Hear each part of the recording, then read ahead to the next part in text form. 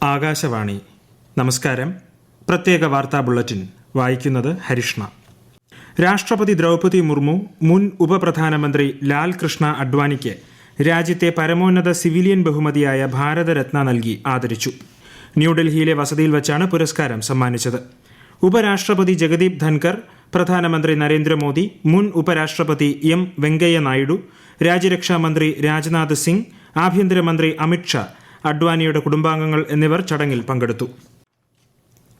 ലോക്സഭാ തെരഞ്ഞെടുപ്പിനുള്ള നാമനിർദ്ദേശ പത്രികകൾ പിൻവലിക്കേണ്ട സമയപരിധി ഇന്നലെ അവസാനിച്ചതോടെ രാജ്യത്ത് ആദ്യഘട്ട വോട്ടെടുപ്പിന്റെ സമ്പൂർണ്ണ ചിത്രം തെളിഞ്ഞു. ഏപ്രിൽ 19 ആദ്യഘട്ടത്തിൽ 21 സംസ്ഥാനങ്ങളിലായി 102 ലോക്സഭാ മണ്ഡലങ്ങളിലാണ് തെരഞ്ഞെടുപ്പ് നടക്കുന്നത്. ജൂൺ 4 വോട്ടെണ്ണൽ. സിക്കിം, അരുണാചൽ പ്രദേശ് നിയമസഭാ തെരഞ്ഞെടുപ്പിനുള്ള നാമനിർദ്ദേശ പത്രികകൾ പിൻവലിക്കാനുള്ള സമയപരിധിയും അവസാനിച്ചു. രണ്ടാം ഘട്ടത്തിൽ വോട്ടെടുപ്പ് നടക്കുന്ന കേരളം ഉൾപ്പെടെയുള്ള 13 സംസ്ഥാനങ്ങളിലെയും കേന്ദ്രഭരണ പ്രദേശങ്ങളിലെയും 89 മണ്ഡലങ്ങളിലേക്ക് ഏപ്രിൽ 4 വരെ പത്രിക സമർപ്പിക്കാം. രണ്ടാം ഘട്ടത്തിൽ ഏപ്രിൽ 26 വോട്ടെടുപ്പ്. 5-ാം തീയതി സൂക്ഷ്മ പരിശോധന നടക്കും. 8-ാം തീയതി വരെ പത്രിക പിൻവലിക്കാം.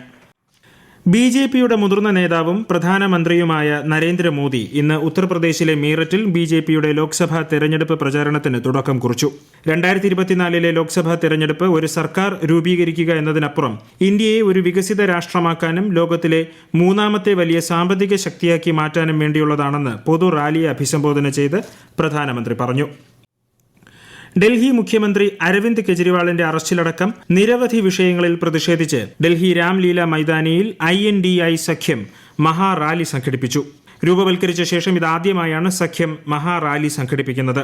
പ്രതിപക്ഷ കക്ഷി നേതാക്കളായ സോണിയാഗാന്ധി, രാഹുൽ ഗാന്ധി, മല്ലികാർജുൻ ഖർഗെ, പ്രിയങ്ക ഗാന്ധി, പഞ്ചാബ് മുഖ്യമന്ത്രി ഭഗവന്ത് മാൻ, അരവിന്ദ് കെജ്രിവാളിന്റെ ഭാര്യ സുനിത, ഝാർഖണ്ഡ് മുഖ്യമന്ത്രി ചമ്പൈ സോറൻ, മുൻ മുഖ്യമന്ത്രി ഹേമന്ത് സോറന്റെ ഭാര്യ കൽപ്പന, സീതാറാം യെച്ചൂരി, CPI നേതാവ് D രാജ, ഉദ്ധവ് താക്കറെ, ശരത് പവാർ, തേജസ്വി യാദവ്, ഫറൂഖ് അബ്ദുള്ള, മെഹബൂബ മുഫ്തി, അഖിലേഷ് യാദവ്, ഡെറിക് ഒബ്രിയൻ തുടങ്ങിയവർ മഹാറാലിയിൽ പങ്കെടുത്തു.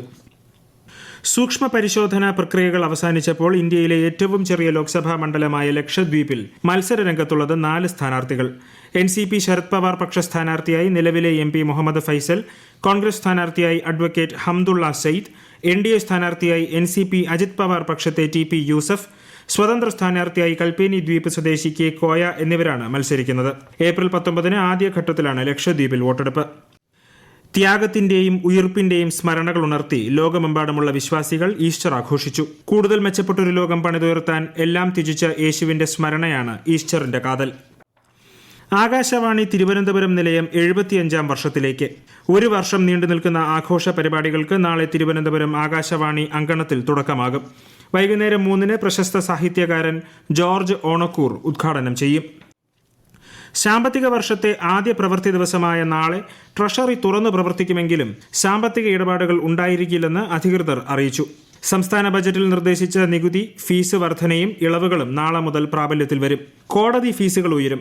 ചെക്ക് കേസിനും വിവാഹമോചന കേസിനും ഇനി മുതൽ ഫീസ് കൂടും. ഭൂമി പണയപ്പെടുത്തി വായ്പയെടുക്കുന്നതിന് ചെലവേറും. റബ്ബറിന്റെ താങ്ങുവില 170 രൂപയിൽ നിന്ന് 180 രൂപയാകും. സർക്കാർ ജീവനക്കാർക്ക് DAയിലും പെൻഷൻകാർക്ക് DR-ലും 2% വർധനയും നാളെ മുതൽ പ്രാബല്യത്തിലാകും. കേരളത്തിൽ 4 ജില്ലകളിൽ കടലാക്രമണം രൂക്ഷം. തിരുവനന്തപുരത്തും കൊല്ലത്തും ആലപ്പുഴയിലും തൃശൂരുമാണ് കടലാക്രമണമുണ്ടായത്. സംസ്ഥാനത്ത് ബുധനാഴ്ച വരെ ഉയർന്ന താപനില തുടരുമെന്ന് കേന്ദ്ര കാലാവസ്ഥാ വകുപ്പ്. കൊല്ലം, തൃശൂർ, പാലക്കാട് ജില്ലകളിൽ 39 ഡിഗ്രി സെൽഷ്യസ് വരെ താപനില ഉയർന്നേക്കും. സെൻട്രൽ ബ്യൂറോ ഓഫ് ഇൻവെസ്റ്റിഗേഷൻ സ്ഥാപക ദിനാചരണം നാളെ. ഇതിനോടനുബന്ധിച്ച് CBI നാളെ 20ാമത് DP കോഹ്ലി അനുസ്മരണ പ്രഭാഷണം സംഘടിപ്പിക്കും. നടപ്പ് സാമ്പത്തിക വർഷത്തിന്റെ 4ാം പാദത്തിൽ ഇന്ത്യയുടെ മൊത്തം ആഭ്യന്തര ഉൽപാദനം 8% വളർച്ച രേഖപ്പെടുത്തുമെന്ന് കേന്ദ്ര ധനമന്ത്രി നിർമ്മല സീതാരാമൻ. മുംബൈയിൽ നിക്ഷേപ ഉച്ചകോടിയെ അഭിസംബോധന ചെയ്യുകയായിരുന്നു അവർ. ഏപ്രിൽ മാസത്തെ റേഷൻ വിതരണം അടുത്ത മാസം 8 ആരംഭിക്കും. ഈ മാസത്തെ റേഷൻ അടുത്ത ശനിയാഴ്ച വരെ വിതരണം ചെയ്യുന്ന സാഹചര്യത്തിലാണിത്. നാളെ റേഷൻ കടകൾക്ക് അവധിയായിരിക്കും. IPL ക്രിക്കറ്റിൽ സൺറൈസേഴ്സ് ഹൈദരാബാദിനെതിരെ ഗുജറാത്ത് ടൈറ്റൻസിന് ജയം. 5 പന്ത് ശേഷിക്കെ 3 വിക്കറ്റ് നഷ്ടത്തിലാണ് ഹൈദരാബാദ് ഉയർത്തിയ 163 റൺസ് വിജയലക്ഷ്യം ഗുജറാത്ത് മറികടന്നത്. വിശാഖപട്ടണത്ത് പുരോഗമിക്കുന്ന 2ാം മത്സരത്തിൽ ഡൽഹി ക്യാപിറ്റൽസ് ചെന്നൈ സൂപ്പർ കിങ്സിനെ നേരിടുന്നു. ടോസ് നേടിയ ഡൽഹിയുടെ ബാറ്റിംഗ് പുരോഗമിക്കുന്നു. പ്രത്യേക വാർത്താ ബുള്ളറ്റിൻ കഴിഞ്ഞു. അടുത്ത വാർത്താ പ്രക്ഷേപണം നാളെ രാവിലെ 6:45.